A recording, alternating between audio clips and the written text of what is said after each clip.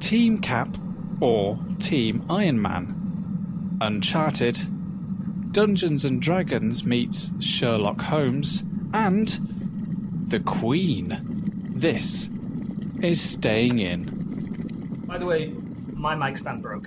Oh, do you mean my mic stand? No, it's not your mic stand. I had to buy my own from Amazon. All right, okay. Other online retailers are available. They're not only Amazon. How did it break? Too much podcasting. Podcasted to death. Nope.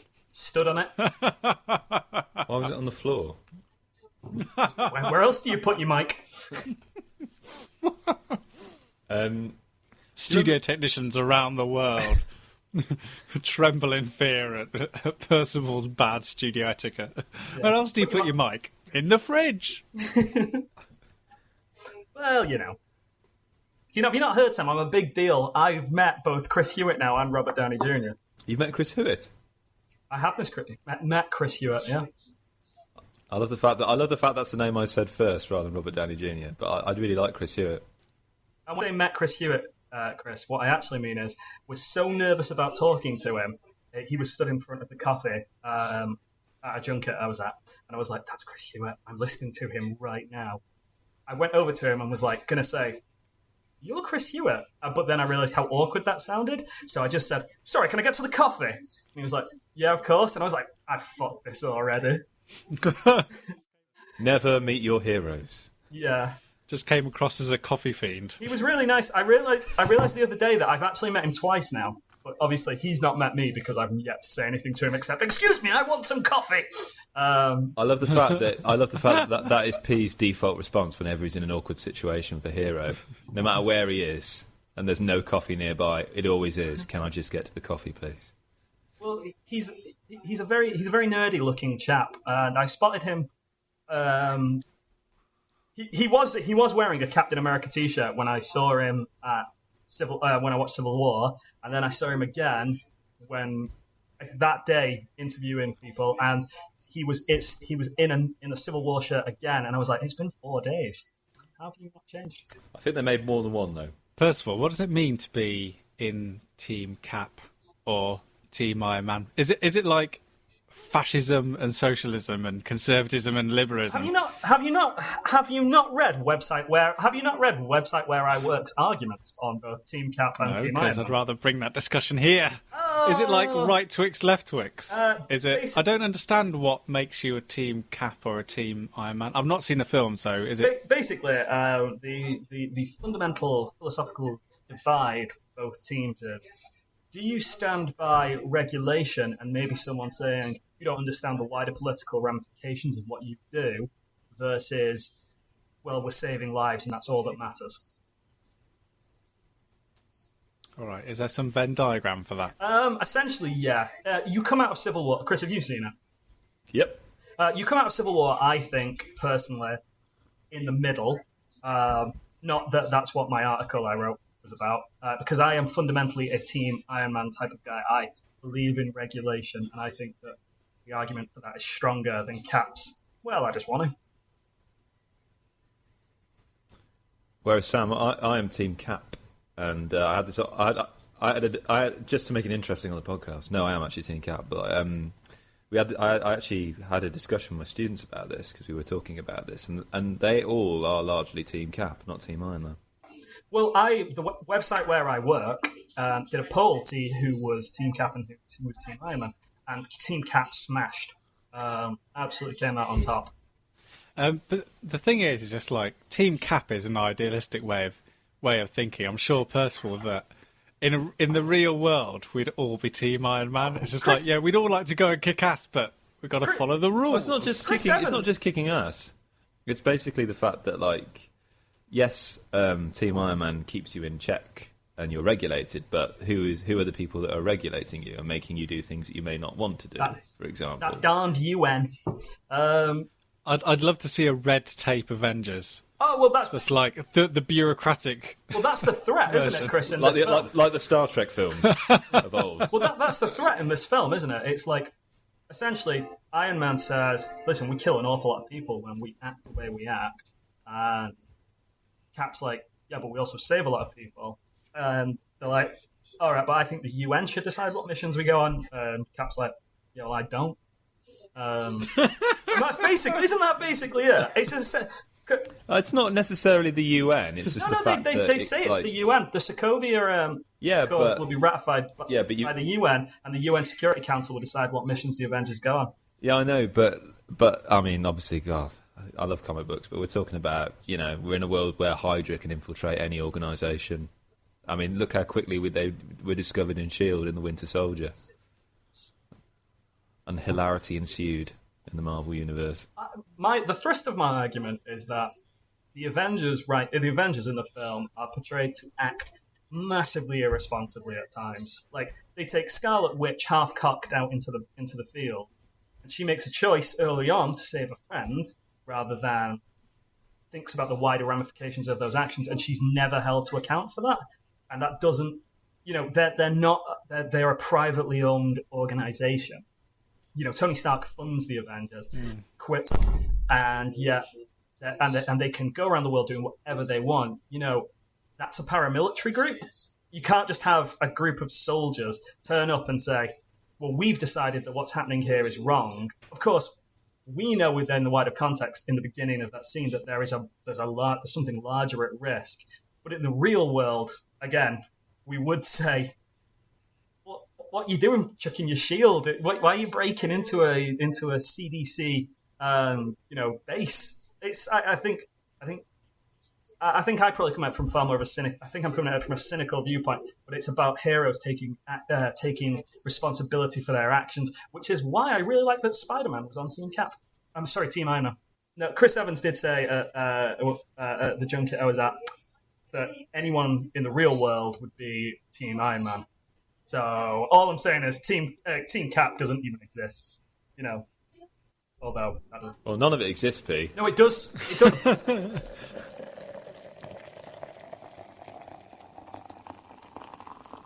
They're changing the title for the Avengers Infinity War now, aren't they? I hope that I'd like the first one to be called something different. I'd call the second one Infinity War. Although, because I don't know, I just don't call it Thanos Rising or the Thanos Imperative or something like that. Thanos Awakens. I think with the Spider-Man thing and the success of Guardians of the Galaxy, they're obviously trying to put a bit more flexibility into the schedule now, which I think is a good idea. Oh yeah, definitely. Because, like, Percival, your massive complaint is that you know exactly what you're going to be seeing everywhere with everything for the next 3 years. Well, DC don't know how to world build like Marvel. They haven't got the patience for it. They want it to be immediate. They want it to be now. And one of the reasons why Civil War was such a big payoff was the fact that each of those characters, with the exception of even the new ones, felt much more grounded and felt like I'd been for a longer ride of them than some of the ones in the DC universe. Marvel knows how to take their time. I actually don't blame DC for that. I don't know if any of you read a thing the other day it was on Screen Rant, and it was how Marvel has redefined success for comic book films, because when the first Avenger when Captain America came out, 350 million, which is what that film earned, was considered good based off what it cost to make. So the same was true for Thor, The Incredible Hulk. So they were all considered successes. Now, if a superhero film isn't bringing in close to $1 billion, essentially you've wasted your time. The problem is DC can't afford to wait because, the money they spent on Batman v Superman. Oh, no, they can't. Oh, no, exactly. Marvel have redefined success. You need to bring in $1 billion with your superhero film, or what's the point? Look at what The Amazing Spider-Man 2 made. Nearly over $500 million flop. On what planet is $500 million a flop? It's just in terms of being a superhero movie. They need that billion these days. I kind of didn't want to talk about comics on this. No, I know. We've been talking about movies and how superhero movies have redefined success. And to be honest, every movie made today is now a superhero movie, so it's kind Absolutely, tell me about it. By the way, has everyone seen the new Power Rangers suits today? Very cool. No. Yeah. Hang on. Right, you can talk amongst yourselves, and I'll. Let's vamp. So, Chris, how was your day? Tell me about your cappuccinos. I've got about 10 dissertations. I'm going to have to mark each one about 10,000 words, as well as a massive pile of journals and essays and things. So, and MA work as well. I'm assessing master's work next month as well. So we're in the thick of assessments. But I finish teaching a week tomorrow. My word. The new suits look cool. Yeah, they do. I like them. They're a little bit. I like the fact they've still got the. To describe them, it's kind of like someone's dipped an Action Man into wax and then put a light on their chest. Yeah. But Yep. They're a bit like the suits from the original 95 film. What year did the film come out? We watched it once, didn't we? We watched it at your house. We didn't watched it on its 20th anniversary, so it was 2000 and... We watched it last year. It was 1995 it came out. I'm going to double check Sam the Power Rangers the movie. Because it's just come on Netflix. Yeah, as that's well. what we watched it on. Yeah, that's what we watched on. Yeah, because I like the fact that they've got the... Because on the helmet designs, it used to have, hints at what their familiar, their animal was. So I like the fact they've kept that. The breasts look a little bit weird. Funnily enough, 1995, Sam, well done, smashed it. What? There you The go. breasts thing got a... I don't like the high heels on the costume either. Oh, they're wearing high... I they're can't wearing see the high high heels. Hang on, I'll click. Oh, God. 21st century, people. I- 21st century. Exactly. Unbelievable. Well, how are they going to know they're women if they're not wearing heels? Make them wear heels. Yeah, I'm confused. Are they women or not? yeah. It's the world we live in. Do we even know who's playing the Power Rangers? We've got the suits, but... Oh, yeah, we do. They're kind of unknowns. The only big name is Elizabeth Banks Yeah, as Rita that's- Repulsa.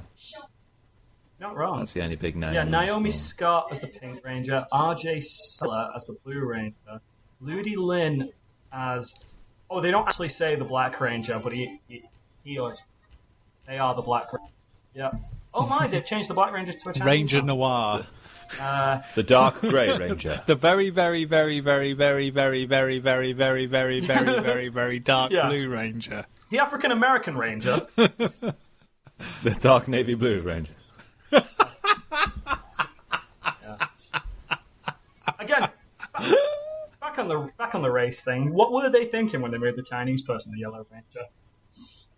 I don't know, but that was a problem back in the 90s, really. Bryan Cranston was in the original Power Rangers series, wasn't he? Yeah. Factoid. Yeah. Factoid. So moving away from movie talk, Sam, what have you been up to? I've been getting hyped for the release of Uncharted for... Yeah. I've been getting WhatsApp messages from him, which are basically just countdowns. At the time of recording, we are 5 days away. 5 days. Some people have obviously already got it, thanks to retailers conveniently forgetting what the street date was for the game. Remind me, Sam, of the difference between a 5 and a 10. Quite a lot, actually. It was more than that. People were getting it on April the 25th or something like that, or which was the original release date. It was around then, and it was pushed back to May 10th. And obviously, some retailers hadn't noticed that, and including CEX, who, to be honest, will buy any old shit.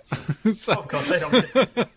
I mean, if CEX had a company motto, it would be "Don't give a fuck." Like, let's be completely honest. even though they wouldn't take my Wii off me, so Yeah, but that's a we, innit? No one wants them. So I've been playing the Uncharted collection, which is an incredible piece of work. I'm currently at the chateau on Uncharted 3. Yeah. So I've got 5 days left now to complete Uncharted 3, so I should get through it. Basically, the chateau is basically just a giant structure of kindling, basically, because it's It's incredible, just like they basically build this level to then end up destroying it. It's it is Hollywood in a nutshell, creating massive, expensive structures, only to destroy them for the sake of spectacle. But the interesting thing is that for ages, Uncharted 2 was my favourite and possibly even favourite game of all time. But since I started playing Uncharted 3, that's starting to become my favourite. Why is that though? Is that the gameplay It's or just the story? games don't age well, and like there are some things in Uncharted 1 and Uncharted 2 that you just look at and you go, what was that? Why did I like that when I was, younger? Like, I would just advise nobody to ever play any games, like, based on nostalgia, because you're only ever going to be disappointed. Like, Of course. like when you start Uncharted 2 and, like, that incredible tutorial where you're climbing through the vertical train, and then you're sneaking around a museum in Istanbul, and it's got the worst stealth mechanics I've ever experienced in a game. It took me about an hour to complete, and it's just awful, absolutely awful. I don't know. I disagree. Like, what? Why do you disagree? Like, it's terrible. We're talking about, by the way, the HD version of it, aren't we? Yeah, That's what we're talking about the remastered version.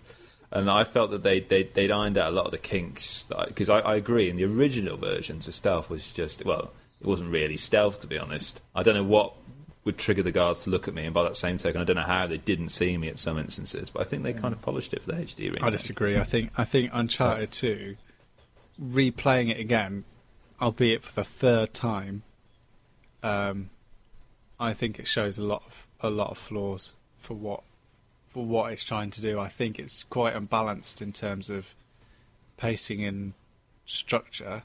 I think the puzzles aren't as good as in 3. I think there was a lot of work in Uncharted 2 to make it a bit more about to make the puzzles more spectacular, but no less more. They're more spectacular, but in terms of actually engaging your brain, there's not a lot that you have to do. Whereas in Uncharted 3, there's actually quite a lot of good sense gone into them. Yeah, but the story in Uncharted 3 does some weird things I don't like. Like that sequence when they're in... where is it? Is it Istanbul? I can't remember. No, it's not Istanbul. It is Syria, where Charlie goes around the corner. They get split up randomly, and they're literally like a couple of metres away from him. And they don't hear him getting accosted by one of the enemy characters. I'm not there yet. It's the only... Uncharted 3 is the only one it's a bit weird. I haven't replayed more than twice. So... Alright, there's a kind of a weird Scooby-Doo moment in Syria. But it just reminded me how when you replay a game that you used to love, surrounded by the advances that we've made in video gaming, you're only ever going to get disappointed. I think there are still games I would go back to now, like even on the PlayStation, I'd still feel that whiff of nostalgia. Yeah, you get a whiff of nostalgia, and then you go, why did I ever ignore this and think, yeah, that was great and wonderful. Like, there's just bits in Uncharted 2 where all you're doing is climbing, and there's no context for it. There's no narrative reason for doing it, and it's clumsy and it's awkward. Well, you need to get somewhere. But in Uncharted 3, there's just a bit more nuance to it. Like the design of the levels and the climbing feels a lot less bombastic and. Do you not think like that the like design in number 3? Actually, maybe Uncharted is a bit of a different. I as someone who's never played the Uncharted game, right? I know, scorn on me. I'm someone who like typical Team Iron Man. Yeah, we're always. You know what we were doing? We were too busy playing the HD remake of Devil May Cry, listening to heavy metal and slashing through bad guys. Which is my point, because like I absolutely love Devil May Cry, and I bought the HD remake on my Xbox 360, and I still occasionally plug my Xbox 360 in to play that HD remake, even though I'm not entirely sure what makes it a HD remake, because I just love that game. I don't particularly, and maybe it's because I don't. The story's all right, but I play Devil May Cry because I like to be challenged, but I'm not brave enough for Dark Souls. So I can just play that game again. I can play Devil May Cry 1 and 3, not 2, never 2, again and again and again, and I'm more than happy to do that. And I love that game and I have a great fondness for that game. And I think that is it because it's not a story-driven game that I don't see the flaws in the mechanics? I will admit that if I play 1 and 3 back to back, I noticed that 3 obviously was the later game, and the mechanics are more refined. You can dodge, you're smoother. Like there's more combat options, and I do notice that. But I also quite like the challenge of going back and playing a more simple game where I can't press circle just to dodge out of the way of everything. Like when I have to literally do that physically, and I quite like. Almost like when people play old Nintendo games, because they used to be Nintendo hard. You're dead start at the beginning. Good luck. Like I think there's something to be said for that. But is that because I really like the mechanics and I don't care about the story?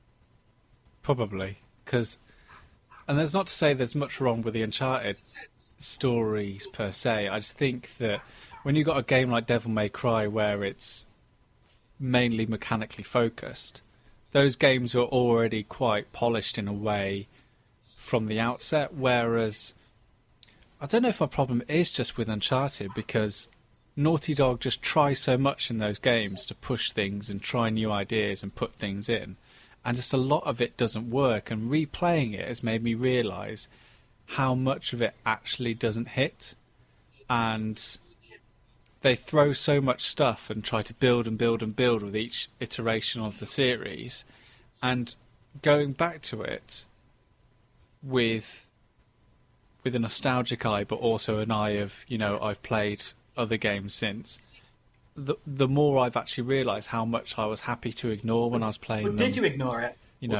Years ago. What's the furthest back you would go to play a game, Sam? What's the furthest back, like in your gaming collection, what was the furthest back you would go to a gaming experience that you'd enjoy? What do you mean? I don't understand. Like, all the games you played in your life, are you saying that, like, you can't really go back to them? You won't get, because nostalgia is just... Basically, nostalgia is essentially trying to recreate a kind of a past event that never really experienced, because a lot of it was just purely kind of imagined in some respects. Yeah. I mean, like, for example, Spyro was one of my favourite games. I know that inside out.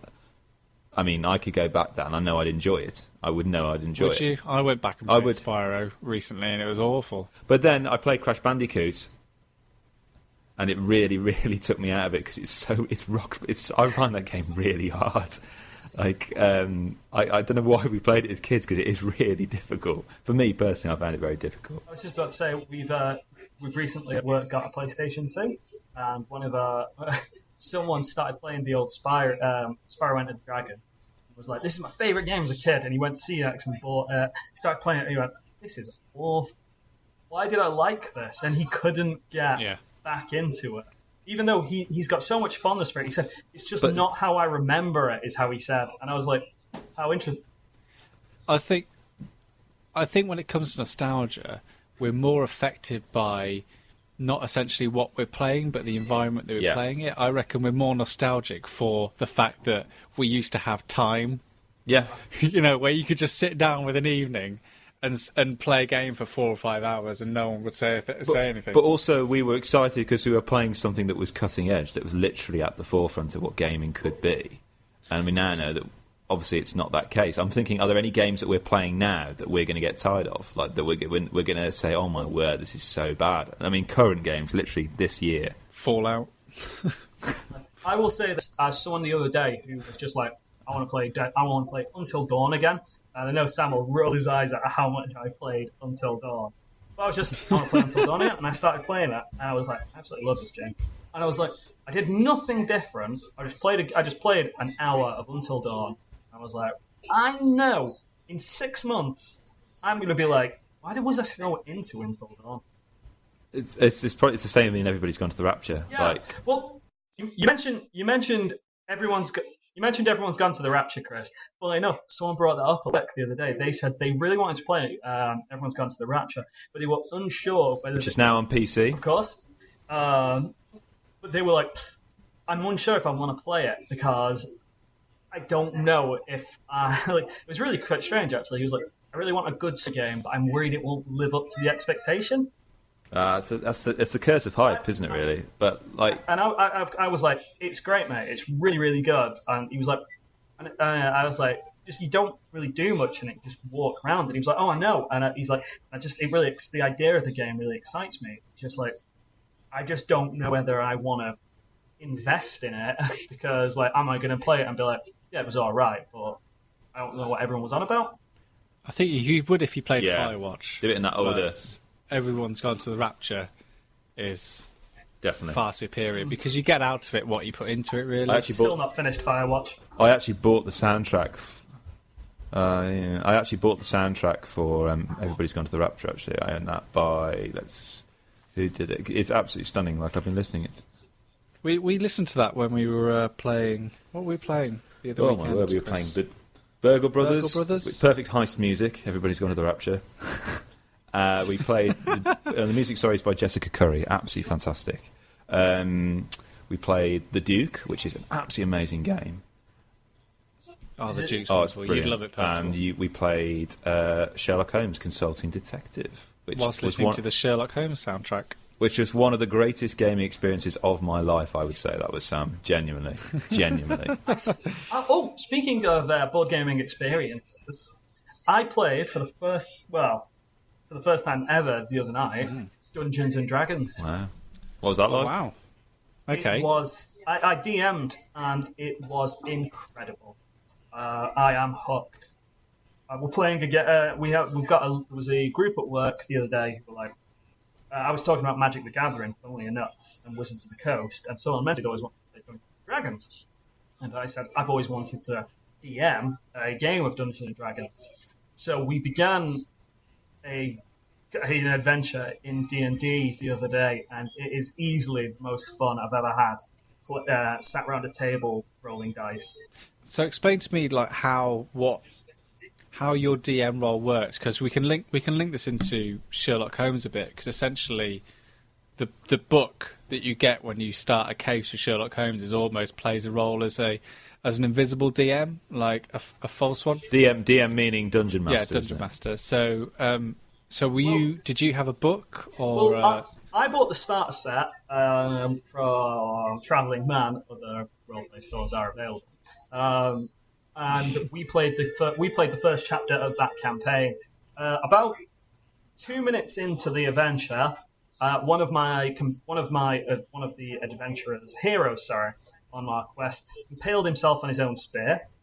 They burnt down the wagon that they were supposed to be taking to a village so that they can continue the adventure.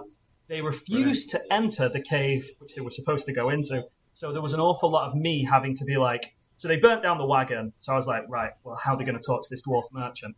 Right, I'll say that he was kidnapped by goblins and I'll make them meet him in the cave that I know they're going to walk to. So they carried on walking down the road and they were like, we see the cave, we don't go in. And I was like, you hear voices from the cave, and they're like, we don't go in, we carry on walking.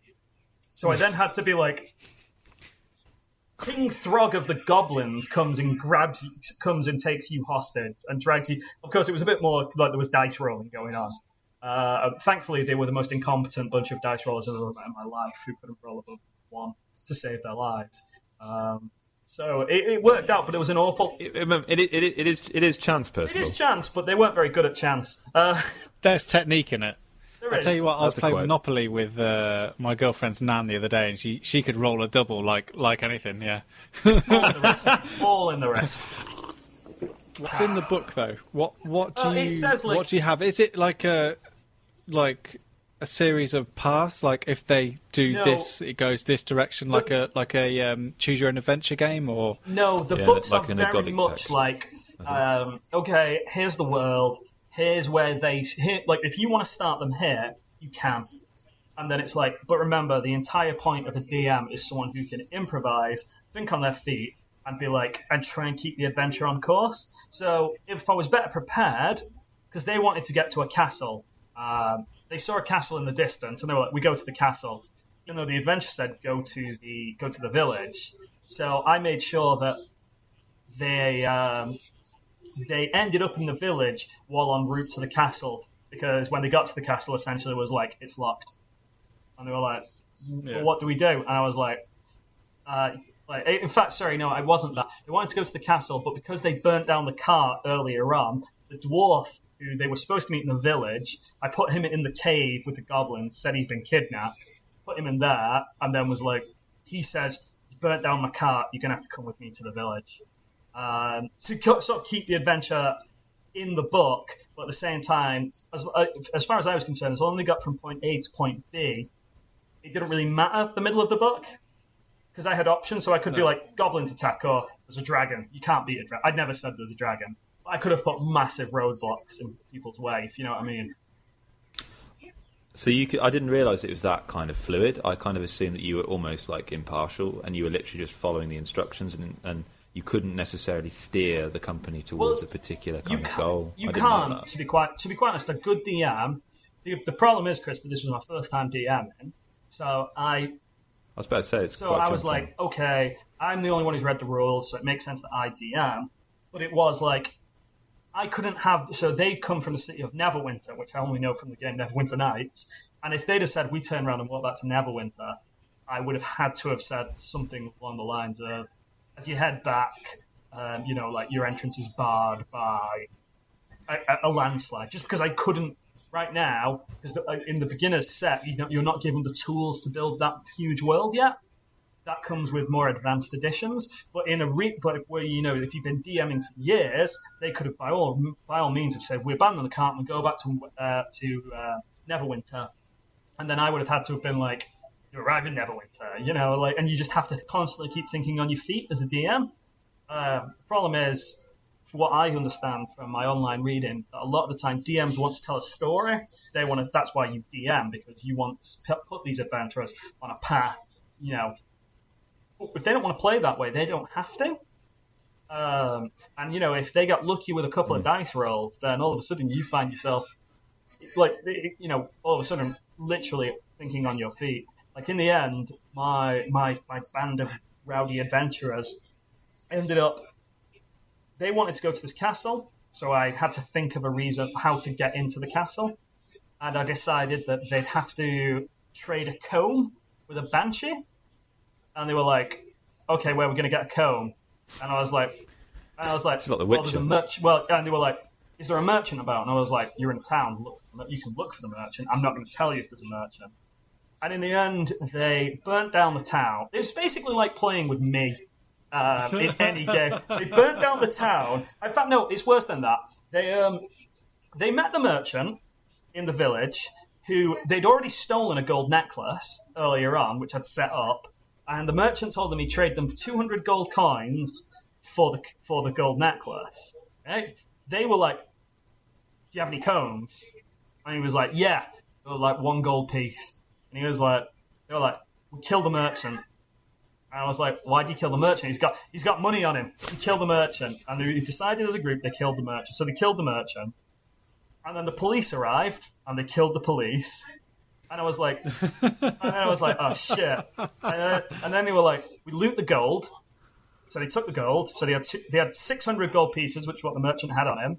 And they were like, "We're rich." No, they were like, "We find where the merchant lives." No, sorry, we go to the merchant shop. And I was like, "You don't know where the merchant shop is." And one of them went, "Well, I searched the merchant to see for a clue of his address." And they rolled a 20, which in my rules, in the house rules that I was told to play by our friend Ricardo, he was like, a 20 is always a dramatic success. Like, it worked out really well for them. So they found the address. They went to the merchant's wife and daughter. And she was like, "We can sell you a comb." And they were like, "We burn the house, we rob a comb and we burn the house down." And I was like, "What?" Bloody hell. And then one of them was like, I killed the daughter." And they killed the daughter. They burnt down the house. And then I was like, the police arrived, and they kept rolling really well for every time the police arrived. And then they fled to the back. Well, then they got caught by goblins. It was a long process. But literally, I had to constantly keep thinking on my feet to try and arrange that. How does that play into Sherlock Holmes? Well, it's a little bit. It's similar, but not me and Sam really. caused the Great Fire of London. Yeah. Oh, really? Yeah, we weren't in Sherlock Holmes. You don't have as much license to do what you want in terms of breaking away from the story that you're given, but in a way, you are directed down certain pathways, and the cases that you have to solve are they are the DM basically to your story, and that's what I really loved about it. So how it works is you have a map of London, which is essentially very, very basic. It's got lots of houses and landmarks on it, all of which are coded in a way. And then you have a telephone directory and 3 newspapers and 10 cases. So Chris and I picked the first case to do, which was something called the murder of the arms dealer, the munitions murder or something like that. And so it starts with a typical like DM like sprawl. You know, you're walking through the streets of London at night, and then Sherlock comes up to you and tells you about this guy who's been killed and gives you his whole backstory. And turns out that this munitions magnate has been killed, and he just passed up someone to promotion. He's found out to have an affair. So basically it gives you all the things you need to start your investigation off in terms of leads that you go down. And then you're pretty much free to do whatever you want in the City of London, which is brilliant. You've got a list on the back of the instruction booklet, which is like a list of allies, so the coroner, the newspaper, the cops. You can even go and visit Sherlock Holmes if you want help with each case. And basically what you do is you look through the telephone directory for people. That'll send you to a location on the map, and then in the book that location will have a paragraph associated to it, or a small description of what you find there.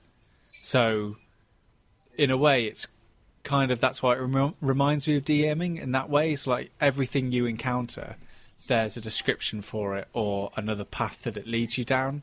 And so it was incredible. Like we went to go and visit and you immediately snap into this investigative way of working. Like we went to the crime scene first, and the DM, the book, it's kind of like it's a dark night in London and there's mist on the water, and you walk across the crime scene and you're given all this thing, and then we're just like, well, first we'll go and see the wife and see if she has anything to say. So you hop foot it across London and you're knocking on the door of the wife, and she doesn't want to see us, and we're just like, well, where do we go next? And like, oh, shall we? I can't remember where we went to next. I think we went to his business place to speak to we went to his someone. secretary.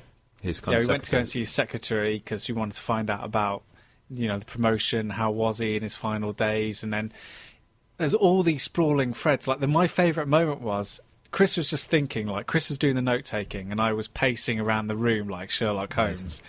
And I was just reading the paper.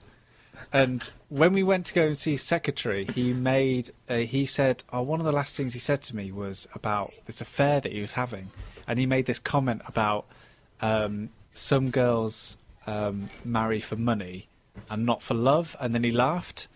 And we thought nothing of it at the time. And then I opened up the newspaper and noticed that this Dutch woman was in town who'd only just married her Duke husband 5 months ago, and they were like 30 years spread. And I was like, Chris, this is the woman. So we're just like, all right, drop everything, like go and see her, go and find her. And yeah, like, watching Sam come out of his mind palace was incredible.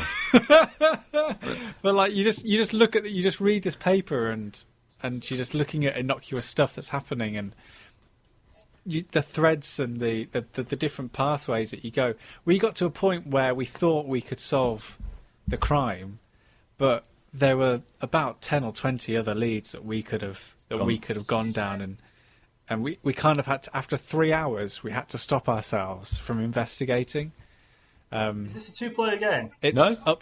You can play it solitaire. You can play it up to 8 people, really, as many people as you want. And the great thing about it as well is I took it away on holiday with me, with me, my girlfriend, and her family. And we didn't actually do it at the time. We might do it again the other day, or I could do it with another person. I could do it with another people. Is that if you've done the mission before, you could then essentially enhance it and actually be like a DM, because the way that the missions are written is that you are actually a member of a Sherlock Holmes corps, and you're going around with this other fictional character, and it's a little bit kind of whimsical and jolly and all that kind of stuff. But now that I know the case, I thought I could turn this into a murder mystery evening quite easily. Yeah. Like gather people around and create a scenario for them that they're walking through London and they find this person killed, and for some reason they're put on the task of investigating. And because I know the murder and the way it goes, I can, like you being DM, Tom, I can send them on that journey around London, investigating things and discovering things. So I think it's just an incredible game. I think what's exciting about the game is that it's unbreakable. Like once you know that, you feel that such freedom. I honestly, genuinely, it follows a logic. Like that procedural drama, we felt like we were taking part in it. I took 8 pages of notes with diagrams based on the descriptions we encountered, and it all adds up. It all works. That's both the positive and the downfall of Dungeons and Dragons, which I was very quick to notice, is that, so for you it's like you're on the street, you know exactly what's on that street. For me, it was very much like, well, we don't want to do that. Yeah. Shit. You've got to deal with a lot more agency. And there were moments where, and there was there's a fluidity which leads to far more, like drama almost. But at the same time, you're also like sometimes by the seat of your pants. And I think as well, it does lead to more like flexible game a more flexible game. If I knew exactly what was happening, I would have felt a lot more comfortable, because at times I was just like, well, I'll just railroad them. I'll just be like, you get kidnapped by goblins. And like, that's not fun, if at the same time. Yeah, I'm sure that those kind of... I'm sure that the more you DM, though, the more you'll be able to manipulate those kind of situations to avoid that railroading. Because the way that it's done in Sherlock Holmes Consulting Detective, because there isn't that imaginative end to the DMing, it's just a solid book. Sometimes you'll just go and see people and they'll be like, they shut the door in your face, and it's just like, that's just a closed part of that. Yeah, you've got to kind of take things as face value. You will, if you go somewhere, like we thought that one of the suspects to be the murderer was the husband of this wife who we knew that the magnate was having an affair with. But when we went to go and visit him, there was nothing, there was nothing written there in terms of what the book was saying that led us to believe that he was a murderer. So you've got to take that on face value, which actually makes the game a bit easy to play, because it's a very logical way of thinking about it. So you do kind of look at it through Sherlock Holmes's eyes rather than going, oh, he's hiding something. He's not hiding anything. But then the only thing the game does do is make you realise Sherlock Holmes is a dick. Because obviously it's a board game, there's a slight gamification of it. So when you get to when you think you're ready to solve the murder, at the back you have 4 questions and then 4 supplementary questions. And the big 4 questions, you get 25 points each for answering, and then you get 10 points each for the supplementary questions based on, investigating that you've done around London. For every... Can you look at those questions before? You can do, but the manual suggests that you don't. Yeah, I was going to say, otherwise it would be a little bit... It feels like cheating. Because what happened with us was we read the instructions, and the instructions are... They're a little bit badly written, and there are actually some typos in the manuals and some of the books, actually, which is a bit of a shame. But the game's so good you can kind of overlook it. There's a bit which it says, like, some of the pictures... it says the black and white pictures are just used for decoration and have nothing to do with the story. And we laughed at that to start with. So accidentally, I just ignored all the pictures in it. And then when it came to the questions, one of the questions was what was the significance of this note found on the munitions magnet. And we were like, we completely ignored it because I just thought that was that's not you decoration. Thinking. That's you being told by the instructions. They mean nothing. Yeah, but because it wasn't a black and white picture, it was a colour one. So we went back and did some more investigating, but really only shored up, what we were already thinking. So then that's how the point system works. And then for each location that you visited, you deduct 5 points off your score. So the less leads you take to get to the solution, the better you are, for example. Right. We did it in 15 leads. I think we went to 15 locations or something like that, Chris. The 8 pace. Sort the notes. It's hilarious. Like, this is my work notebook, so I've got like student assessment things, but I've also got like Captain Egan, Beatrice Allen, all these Victorian names. Lord Ragland. Lord Of Raglan. course. And a crude drawing of a crime scene. Yeah, say? we got 20 points in total. So we did it in... I think we did it in 6 locations, Sam. Oh, wow. 6? No, we was gonna didn't. say, No. bloody hell, It was not guys. 6. It was like 15. Because you got to think, we got all the questions right, which was 100. Oh, no, these are question numbers, sorry. Yeah. I don't know how many locations So we went to. I think we must have gone to about 15 locations because we got all the main questions right, and then we've ended up with 20 points. So we were deducted a lot for visiting a lot around London. Sherlock Holmes rocks up and goes, "I did it in 4." Yeah, but we did it in 3 hours, Sam. But that's the thing. Like that was my main problem with the game, is that it doesn't reward actually being an investigator. And like for me, the joy was imagining that we were racing around London, going to all these different locations. You were and listening. going to a If you're listening to the Sherlock music as well, that really peppy. Yeah. That's definitely Yeah. not the Sherlock music. But you know Very what I mean. jaunty. Very jaunty. But that was the thing. Like, I felt a bit let down by the fact that like Sherlock just rocks up and gone, "Yeah, but I found this within the first 10 minutes, and since then I've just been sitting back and But you're chilling never out." going to beat Sherlock. Sure, that's the point of the game. Do you want to talk about the Duke?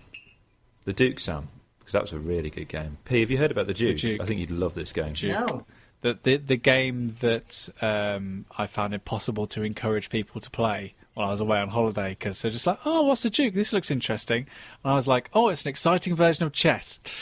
Chess. All right. Can we not just play Odin's Ravens or Solitaire instead? Can we play basic- solitaire? Yeah. That's how. I really want to play a game with you, but I'm going to go play Solitaire by myself. Because he wants to play exciting chess, whatever the fuck that is. The Duke is basically it's a version of chess, really, because you play on a grid-shaped board, and when you go to a square which is occupied by one of your opponents, you take their piece.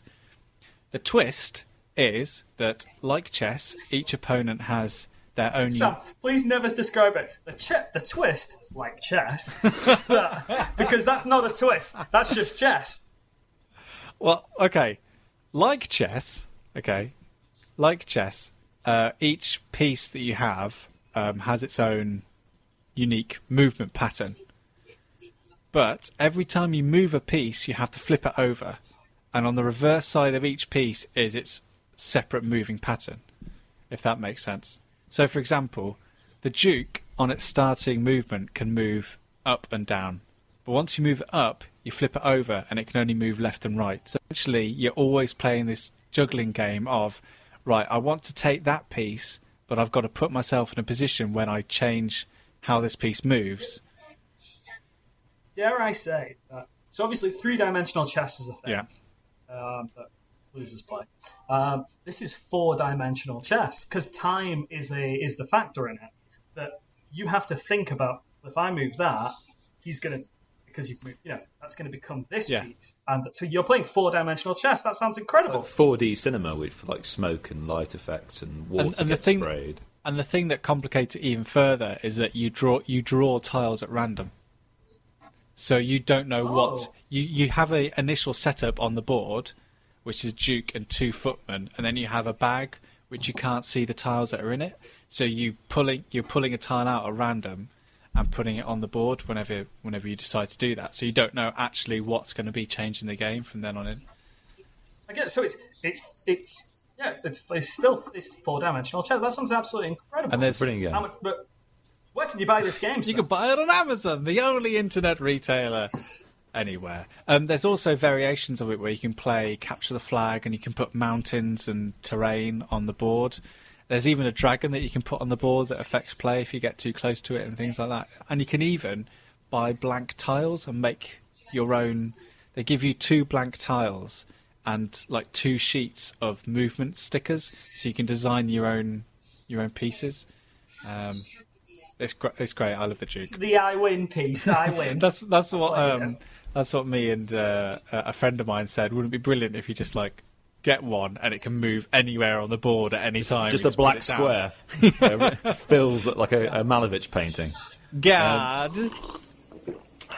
Sam, I owe you a birthday present. Like, I was originally, I've been waiting. I've been looking up for a good game to get Sam, like a 2-player game. I think I may have found one for you, Sam. A 2-player game. Have you? Yeah. Have you? Go on, what's it called? I want to check out. I only want to get you a game that you're going to like, so I prefer if you could look it up and see what you think of it before you say yes. Well, tell me now. The game is called Raptor. Raptor? How are you spelling Raptor? You play as Chris Pratt. How are you spelling Raptor? Raptor. Oh, I like the Velocer. Yeah, like the Velocer. While Sam investigates that, I have a game that I want to play. So, Chris and Sam especially. My love of hypotheticals. Yep. Would you take X amount of money for Y? Yeah. There's a game coming out called $1 Million But that I saw the other day, and it's literally the game that we've been playing for the last since you've known me. For free.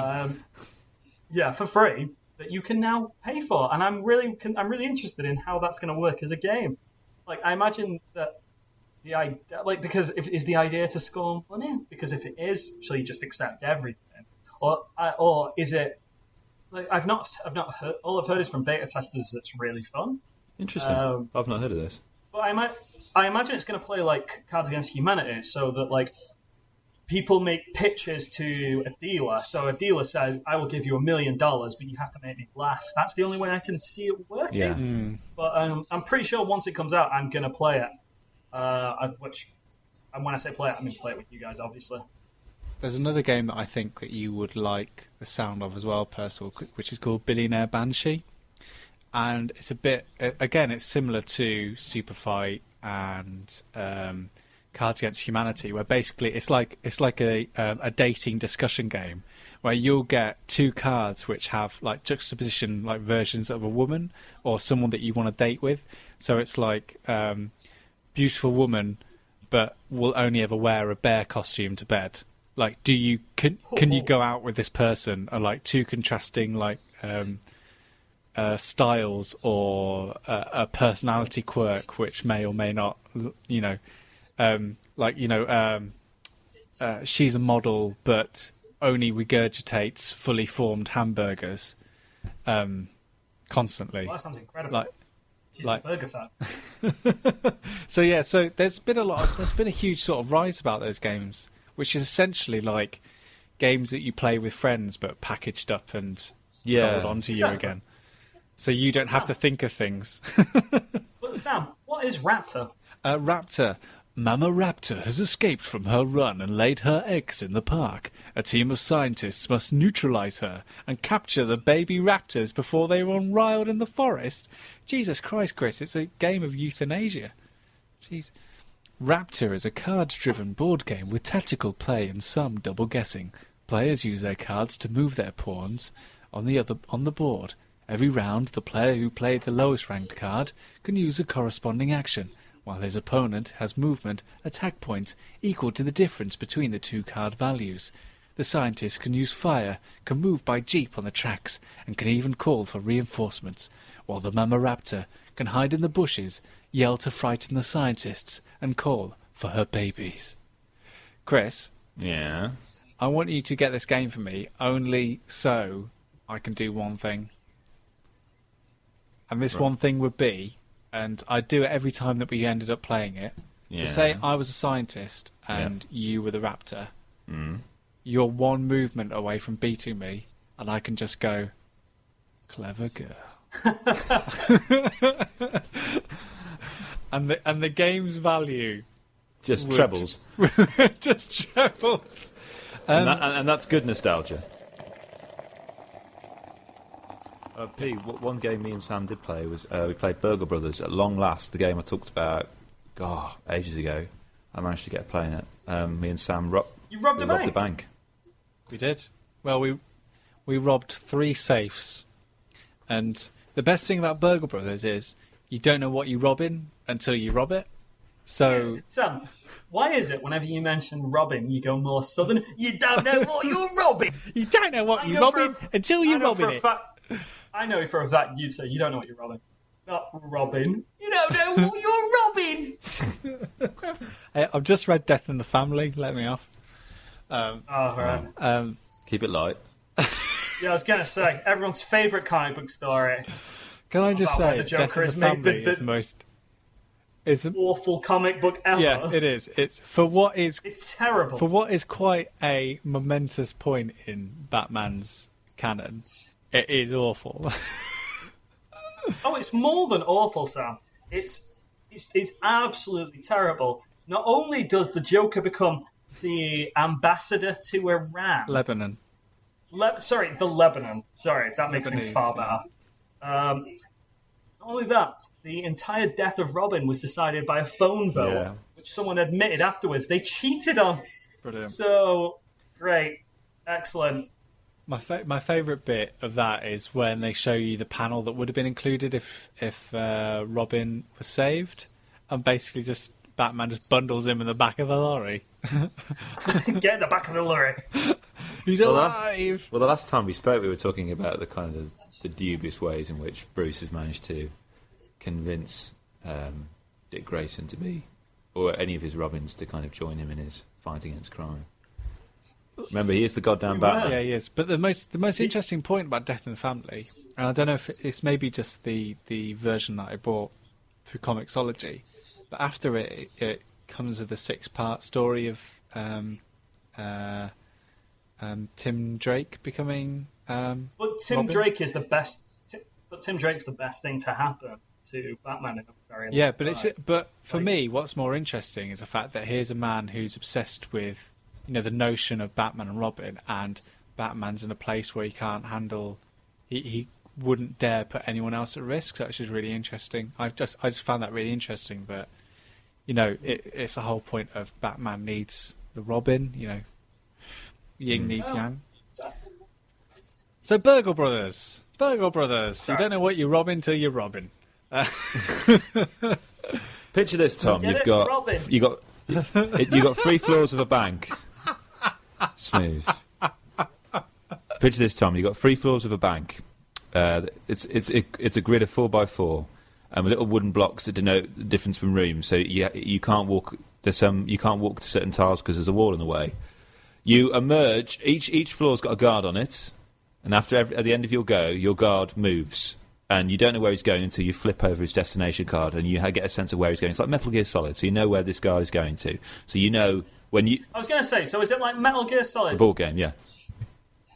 So. No, sorry, but in Metal Gear Solid, you just hide until you know the guard's path, and then you just run past Yeah, it. but his path changes every go. Once he gets to the end of his destination, he gets a new destination. So you can predict it to some senses, but not all the time. So we were caught out a few times. But then we each have specialist skills. Like Sam was a safe cracker. And I was... What was I? The... You could see through walls. Oh, that was it, yeah. Oh, all right, so we've got Fingers Turner, Kryptonian Chris. Yeah. And the fact that my name begins with a K makes the alliteration even more clearer, which I quite like. But I loved it because So, yes. I really role-played it at the start, because basically you've got 4 actions which you can do at the start. Like you can either look into a room and then go into it for 2 actions, or you can really gung-ho and just go into a room. And some rooms, obviously, they set off alarms when you're going into them. And I was playing this. I was role-playing. I was like the 60-year-old grizzled safe hacker. This is my last job, and I was just jumping into rooms and wandering around, and it was brilliant. But the thing, He's like Ant-Man. Did you just describe yourself as I was playing a grizzled 60-year-old on his last job? So I was thinking, so he played it safe, jumping into rooms. Right, he's lithe. He's well for his. For his 60 years. He's do well for his age. But the thing that I loved about Burgle Brothers is that you've got all this tension around, oh, right, the guard's going to move there, so I've got to make sure that I'm going to be here, and I don't want to set off that alarm, but we've got to get to the safe, and then you've got to roll dice to unlock the safe, and then you open it, and it's just what's inside the safe? Oh, a chihuahua. And a tiara. And I can't remember the third thing that we got. His last job. Is it a painting? So so exactly this guy's last job, he picks up this chihuahua on the first floor, and the chihuahua suddenly gets his own movement patterns, and it can escape and set off alarms. And the tiara, you're wearing it, so then guards can see you down corridors and things like that. It's just utterly bizarre. It's just, I just love this idea of you don't know what you're robbing till you're robbing. And it's the idea that it is like a bag of revels. Yeah. Like, sometimes you may get coffee, sometimes you may get orange. But like I just picture the idea of this safecracker on his last case walking around with Chihuahua and a tiara. Trying to keep this Chihuahua quiet. I'm doing it for my daughter. She's dying. She's got the sickness, the black lung. Can I end on one final point? Depends. Okay. So it was the Queen's birthday not too long ago, and the Queen was 90. On 2 separate occasions from 2 people, I've heard the same story involving the Queen, and I'd like to think it's true. Right. Do you want this? Do you want this story substantiated by me and Tom? I want you to question the validity of whether this could actually happen. Okay, so This story has apparently been told to someone that I know who knew someone in the Navy, and also someone who we both know who used to be in the Air Force. Who could that be? And who could that be? I don't know, listener. The story is that on an official visit to either of these locations, before you say, go on. Can we guess what the Queen did? That's a game show. Okay, all right, okay. I'll give you the context. So the Queen comes to visit either the Navy or the Air Force. It happened either to both or just to one, and it's, as legend has gone on. Were there planes nearby or boats, Sam? No one knows. That's the twist. And basically, something was done while she was there, which, if it's true, could be very embarrassing for the Queen. Chris, do you want to go first, or do you want me to go first? You go first, Tom. I'm still mulling it over. Okay, I'm going to say that the Queen did what we've all done. She's had one too many the night before. She came to work and she was a little bit sick on her dress. Or sick in the crown. Yeah, she was just like... I don't know. It wasn't like a full vomit, but it was a little bit of a dribble, and it went down her dress, and then she shook the hand. I want to say, Sam, she was using a portaloo and it was pushed over. That or she farted. Okay, Chris is genuinely the closest. Right. The story goes... She went for a shit. Is that... Again, you're getting closer. Oh my God, we're getting warmer. Oh, imagine smelling the Queen's poo. You're getting closer. It's a bit like the Queen's Nose, that kids series we watched. Rub it and it freezes time. Yeah. Is that the Queen, upon knowing that she was coming to visit the facility, is that they rigged the toilet in such a way that they were able to trap any fecal matter produced by said Royal Highness, which they did.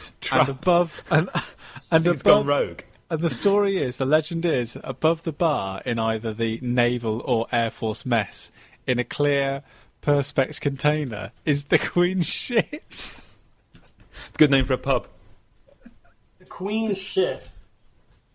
Fancy a pint at the Queen's shit. Yeah, where are we going tonight? Just go for a swift well, half. Hang on. I think I've heard before the story that they trapped the Queen's turds. Yeah.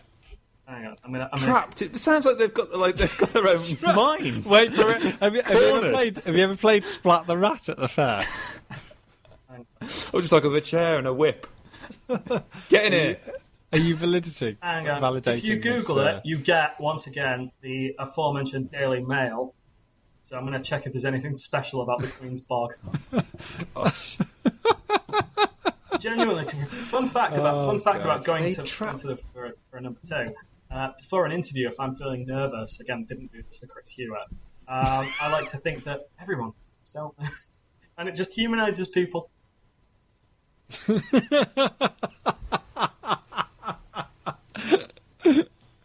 Can't fault that logic, Tom. It's very true, though. It's just It's very true. Make grounds people. The degrees of truth, and this one is very true. But also, like, isn't it true that the Queen has to take her own toilet seat with her? Like, she has her own toilet seat that they take. Yeah, I heard that. What, you debunked that, but you're willing to believe they managed to decant her fecal matter? When I was in New York, they have those little disposable toilet seats that you're meant to put on, and I wasn't quite sure how to use it. What, you got it on sideways or something? Well, it was novelty. I've never been there before. An alarm's not going to go off if you don't do it. And so I wanted to put it on. I couldn't quite get it to fit, so I ended up just like filling the toilet with all these disposable toilet seat covers. Well, so what you did was, it's a novelty. I'll break the toilet. Unfortunately, I can't find any information about the Queen trapping the Queen's poos to, in case people want to clone it from a fecal matter. Fun fact: there's no DNA in poo. There we go. Now we know. I feel that that's an opportune time to end the podcast. Yeah, it is. Wonderful. Yeah, let's decant it in the same way. Let's just now kind of almost put this podcast in a Perspex box. Are we going to bronze this chat and, put it above a bar? Stop doing that shit. Also, that's a good name for a pub as well, the Awkward Chat. That was Staying In with myself, Sam Turner, Tom Percival, and Dr. Kris Darby. If you want to know more, you can either follow me at Mr. Sam Turner, or you can follow at Staying In Pod. I'm off to play more of the incredible, delectable Uncharted 4. Boy, that game is very, very, very good. If you're around for the next podcast, no doubt I'll be gushing verbal praise upon that game of the year. It's got to be. Anyway, enough from me. Leave us a review, rate us on iTunes, do whatever you want, really. This has been Staying In. Ta-ra.